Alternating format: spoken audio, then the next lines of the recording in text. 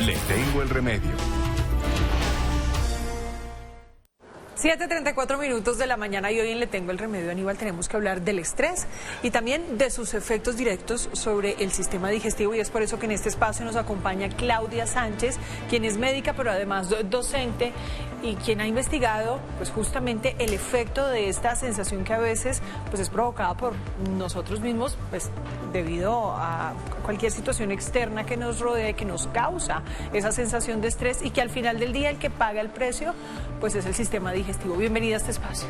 Muchísimas gracias. Por favor, cuéntenos cuál es el efecto directo que tiene el estrés sobre nuestro estómago, sobre nuestro sistema digestivo.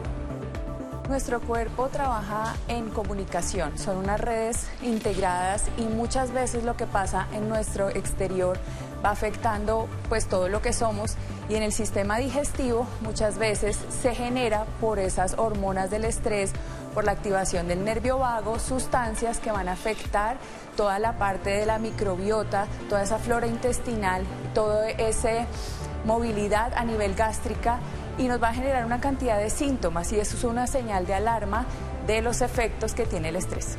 Pero, doctora, buenos días, pero ¿por qué lo que pensamos se siente en el estómago? Pues ya nos dijo allá la comunicación, pero ¿cómo así? Porque se ha descubierto en los últimos años que hay un eje intestino-cerebro. Nosotros tenemos, hagan de cuenta, un segundo cerebro en nuestro intestino. Hay sustancias como los neurotransmisores, los neuromoduladores, que también se producen a nuestro nivel del sistema digestivo. Entonces, cuando hay estrés, no solamente estamos pensando en el sistema nervioso central, sino en nuestro sistema nervioso entérico. Y mucha sintomatología se genera esto. Entonces, cuando hay un susto, cuando hay un miedo, muchas veces lo sentimos en la parte digestiva y puede generar ciertos síntomas cuando se presenta esta situación. ¿Cuándo podemos decir que esto se convierte en un problema? ¿No? Se libera cortisol, adrenalina en exceso, que terminan impactando pues nuestro organismo.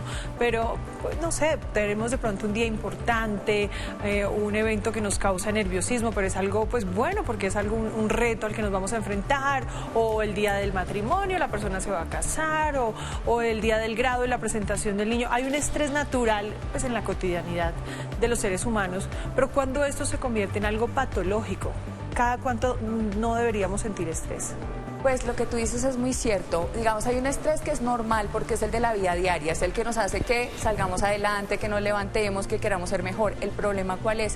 Cuando ese estrés ya se vuelve un impacto negativo y ya empezamos a tener unos síntomas que están afectando nuestro día a día, nuestra vida diaria. En el caso del sistema digestivo, si ya tenemos unos síntomas como una diarrea, un estreñimiento, un dolor abdominal crónico, pues eso ya no es buena idea porque nos puede afectar pues nuestras tareas diarias y puede generar incluso algunas otras patologías más preocupantes, porque esa cronicidad en el tiempo pues nos hace que pueda haber incluso sangrados digestivos u otros problemas más complejos. Entonces hay que ponerle atención porque el cuerpo nos habla inicialmente de una forma sutil, nos está mostrando que algo está sucediendo, pero si no le ponemos atención pues las cosas se pueden poner más complejas.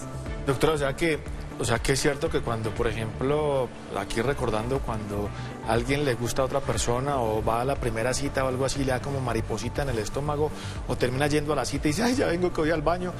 O sea, sí es cierto, sí, la emoción, y también, pero no solamente el estrés, sino que hay otras emociones que también generan como reacciones en el estómago.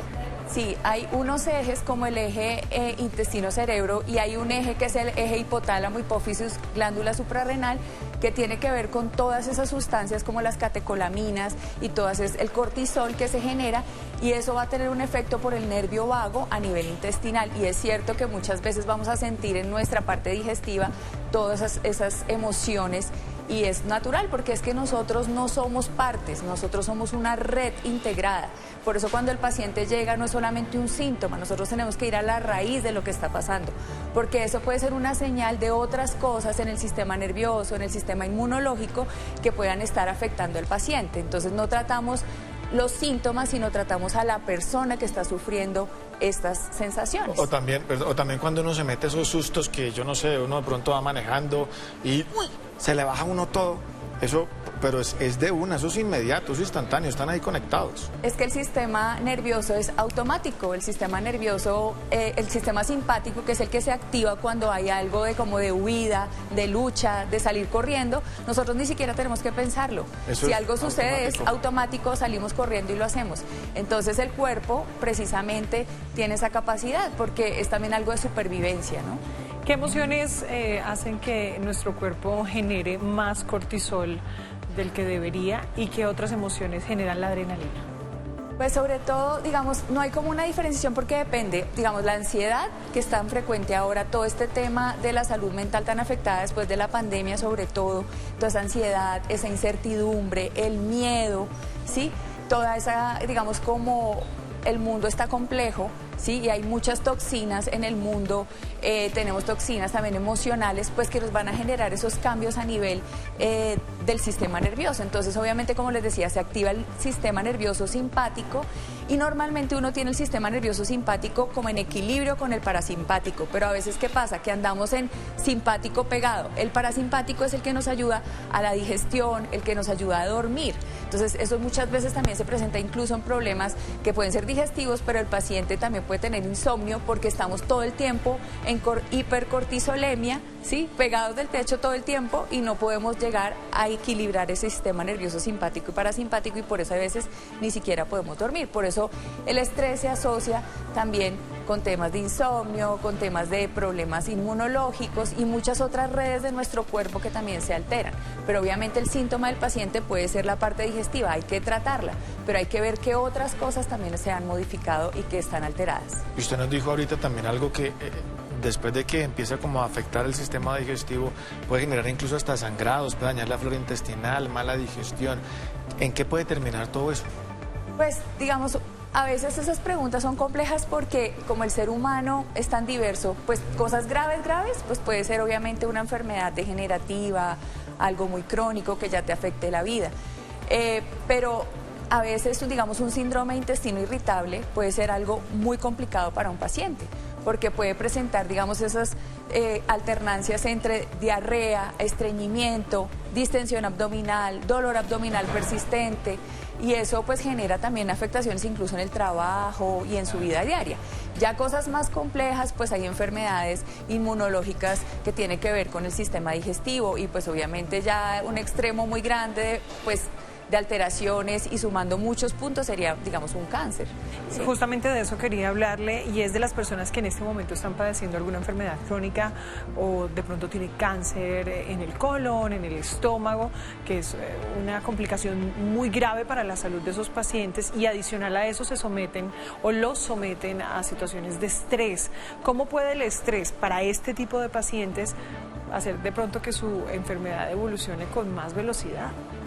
La salud mental es muy importante. Antes, digamos, se pensaba que lo biológico era como preponderante a lo mental y no, porque nosotros no solo somos el cuerpo, las células, los tejidos, los músculos, el sistema digestivo, nosotros también somos mente, también tenemos que ver con nuestro capital social, lo que nos pasa a nuestro alrededor. Siempre en un paciente, obviamente, tenemos que ayudarle esa parte mental y emocional, ¿sí? Desde la medicina bioreguladora de sistemas, nosotros podemos ayudar a ese paciente a su red emocional, con herramientas que nos ayuden a manejar el cortisol, incluso en pacientes con cáncer. Yo siempre digo que sea el paciente que ojalá nos llegue para prevenir, porque obviamente prevenir es lo ideal en la salud, pero así sea un paciente que venga con un cáncer, una enfermedad degenerativa, siempre podemos ofrecerle al paciente una ayuda, siempre podemos, ojalá podamos curar a todos los pacientes, pero también podemos aliviarlos, podemos acompañarlos en su proceso de salud. Y un paciente con cáncer obviamente sufre muchos miedos, los síntomas que generan los tratamientos como la quimioterapia, que son necesarios para el tratamiento, también se pueden ayudar acompañando con un tratamiento psicológico, el manejo del estrés, esa parte mental, emocional, porque obviamente tener una enfermedad crónica... ¿Pero sí hace que evolucione la enfermedad?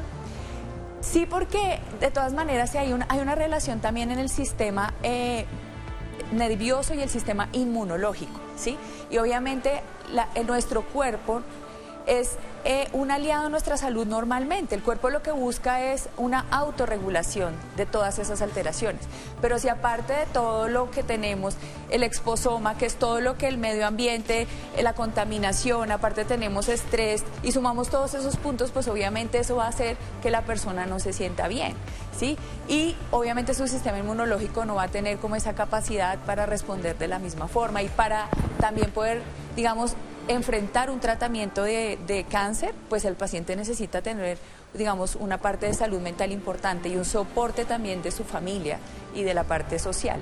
Doctora, ¿y también tiene algo que ver la manera en que nos alimentamos? O sea, ¿qué tan importante es la forma de comer, los horarios, la velocidad? Hay gente que, por ejemplo, está medio acelerada y come rapidito en un momentico.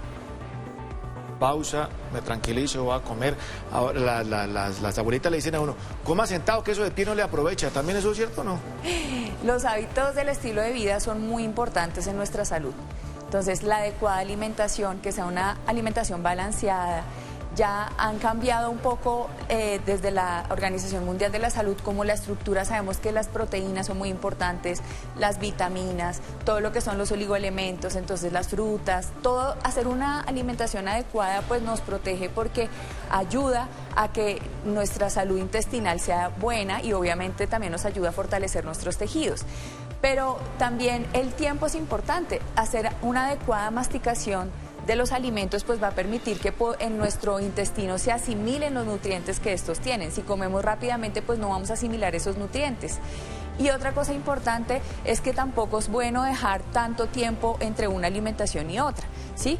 Esos ayunos tan prolongados o de personas que comen, tal vez durante el día no comen nada y llegan a comer muchas cosas, generalmente cuando llegan a comer son tal vez alimentos que no son buena idea, como los alimentos ultraprocesados o alimentos que sean proinflamatorios. Y esos alimentos que generan más inflamación en nuestro cuerpo y pues más problemas de enfermedad crónica. Es decir, que usted dice, doctora, que las personas que se someten a niveles altos de estrés no deberían hacer ayunos intermitentes y menos alimentarse de esa forma, porque también quiero preguntarle por los alimentos que pueden acelerar de pronto la afección en el estómago cuando uno está sometido bajo situaciones de estrés. Siempre los ayunos intermitentes deben ser recomendados por un especialista, ¿sí? Ahora, digamos, en endocrinología, en todo lo que se ha visto, hay algunos ayunos que son buena idea tener para permitirle al cuerpo tener unas pausas y unos espacios para que haya como un recambio metabólico. Pero no esos ayunos de que tengo que trabajar todo el día y no como nada y llego por la noche y como lo que no comí en todo el día, ¿sí? Si hay que hacer algunos cambios alimenticios, hay que hacerlos con una adecuada persona, digamos, que nos vaya mostrando cómo lo debemos hacer. No hacer las cosas, digamos, como por automedicarnos o porque vemos en las redes sociales algo que de pronto nos muestran y hacerlo de esa forma. Yo siempre les digo, es mejor hablar con un médico, un nutricionista, una persona que pueda guiar ese tipo de ayunos que puedan hacer. Doctora, sí, nos preguntan aquí también en redes sociales que si nos explica un poquito más lo del tema del parasimpático, el simpático, que es lo de la activación del nervio vago. Ese es un tema muy interesante. El sistema nervioso pues es el jefe de nuestro cuerpo. Ajá. Sin el sistema nervioso pues no podemos mover los brazos, no podemos hablar, nuestra parte. Hay un sistema nervioso que nosotros ni siquiera tenemos que pensar y él está en este momento actuando. Es el sistema nervioso autónomo. Entonces es el que permite que nuestro corazón funcione, nuestra digestión esté en las enzimas perfectas en el momento indicado para coger de cada alimento las sustancias nutritivas y así en todo el cuerpo. Entonces ese sistema nervioso autónomo se divide en dos grandes grupos, o sea, es el mismo, pero tiene una parte que es como funcionamiento simpático, que es el como de la lucha, la huida, digamos, hay un incendio, salimos corriendo, hay un momento de estrés, el problema es que hay veces pensamos que hay incendios todo el tiempo porque estamos completamente estresados todo el tiempo, entonces todo el tiempo estamos corriendo y sintiéndonos acelerados.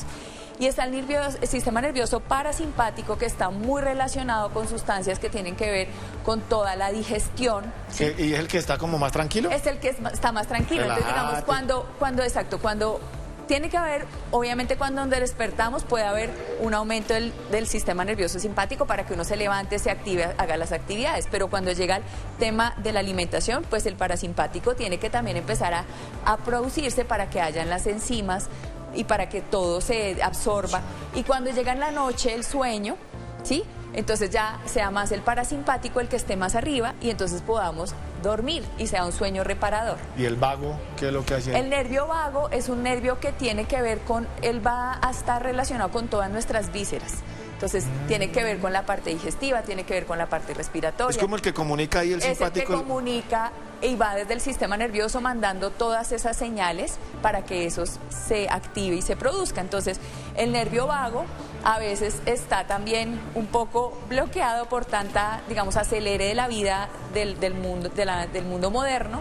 Y entonces obviamente ahí es cuando no es buena idea, porque estamos, como les decía, todo el tiempo acelerados y no permitimos a nuestro cuerpo hacer esos procesos fisiológicos. Después de la pandemia, muchos niños tuvieron que enfrentarse a la virtualidad, a otras dinámicas familiares. Muchas personas hacían bromas de que no estábamos acostumbrados a convivir durante tantas horas, incluso con los propios hijos y los hijos con sus padres. Y el nivel de estrés y depresión y ansiedad en los menores aumentó drásticamente. De acuerdo a las cifras que entrega la Organización Mundial de la Salud, dice que 1 de cada 7 jóvenes en el mundo está atravesando por estrés. ¿Cuáles son las recomendaciones para cerrar ya este espacio para los cuidadores, padres de familia, para atender esa necesidad en los niños, en los más pequeños? Pues siempre ver qué es lo que está pasando. O sea, hay algunas señales del cuerpo que nos muestra llegar a la raíz de ese problema. Hay muchas alteraciones de la salud mental después de la pandemia. Eso nos generó afectaciones en los niños, lo que tú dices en la parte de el miedo, la incertidumbre, el estar encerrados, y no solo en los niños, en la tercera edad. Se vio mucho que pacientes que venían, digamos, con una tercera edad tranquila, hubo como un deterioro después de la pandemia porque ese encierro nos generó muchas emociones. Entonces, lo que yo les recomiendo siempre es, si hay este tipo de síntomas, no minimizarlos, ¿sí? Buscar ayuda, ver cómo tal vez alguna parte psicológica, el manejo del estrés, ver de pronto un médico que haga una visión integral, que te analice qué está pasando con el sistema nervioso, qué pasa con la parte digestiva, incluso pueden haber hasta dolores relacionados con estrés. Entonces yo lo que les recomiendo siempre es ver que un síntoma es una señal. La idea no es bloquear la señal, la idea es ver por qué la señal se produjo y ahí sí ver esa integralidad y ver cómo con diferentes herramientas como la medicina bioreguladora de sistemas, que es una excelente opción, puede ayudar a estos niños y a la población en general. Muy bien, pues doctora Claudia Sánchez, médica y docente, muchísimas gracias por acompañarnos aquí en Arriba Bogotá, entregarnos toda esta información y estas recomendaciones. Con mucho gusto.